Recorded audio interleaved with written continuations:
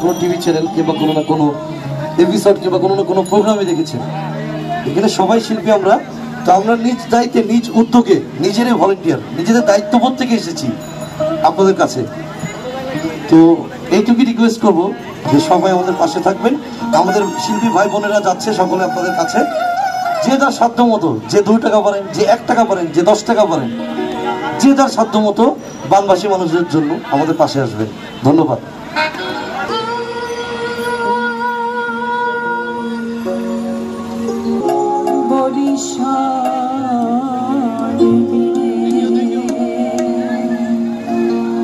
চাঁদ বাঁচে কে